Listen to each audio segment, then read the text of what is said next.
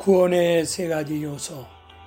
구원은 자력으로 얻는 것이 아니라 타력으로 구원을 얻습니다.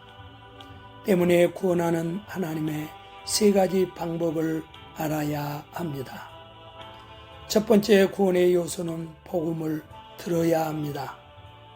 듣지 못한 자를 어찌 믿으리요.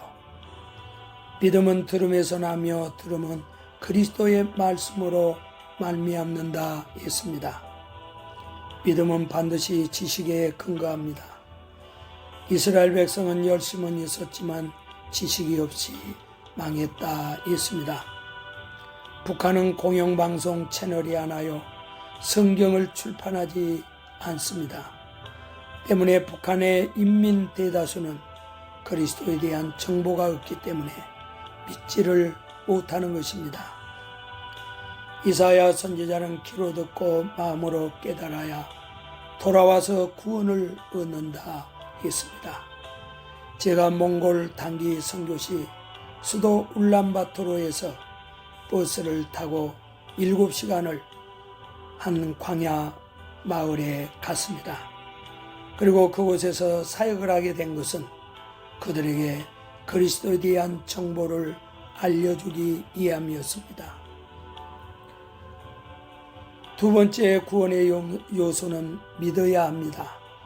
믿지 아니한 자를 어찌 부르리요. 들어야 믿고 예수님을 나의 주라 부르는 것입니다. 파스칼은 팡세에서 신앙이란 운명을 걸고 도박하는 결단이라 했습니다. 베드로처럼 예수님을 주는 그리스도시요 살아계신 하나님의 아들이라 고백해야 합니다. 베드로는 가이사 빌립보의 가이사의 신전 앞에서 가이사가 주가 아니라 그리스도가 주라고 고백한 것입니다.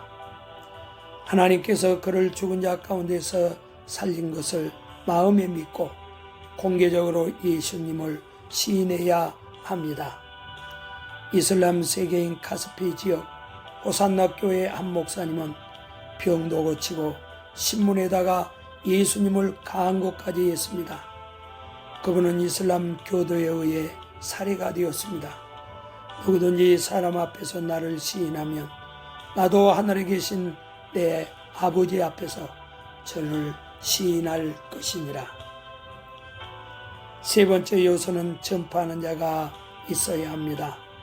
전파하는 자가 없이 어찌 들으리요. 전파자는 왕의 메시지를 공개적으로 알리는 것입니다. 전령은 가감없이 전해야 합니다. 전하지 않으면 직무유기입니다. 요나가 수르스도 니누의 성에서 말씀을 전할 때 그들이 회개하고 한 성이 구원을 받고 120년 동안 하나님의 축복을 받았습니다. 바울을 싣고 유럽으로 간 배는 유럽의 운명을 싣고 갔다 했습니다. 전도자가 밟는 땅에는 아브라함의 복이 임하는 것입니다. 마라도의 방다랑 목사는 26년을 통통배 타고 다니며 교회를 지어서 주민 40명 99%를 전도했다 합니다. 모세 없는 출애굽을 생각할 수 없듯이 전도자 없는 선교와 교회는 있을 수가 없습니다. 사역자여 일어나라. 선교사여 일어납시다. 사랑하는 성도 여러분, 세월을 아껴야 합니다. 눈을 들어 세상을 보라.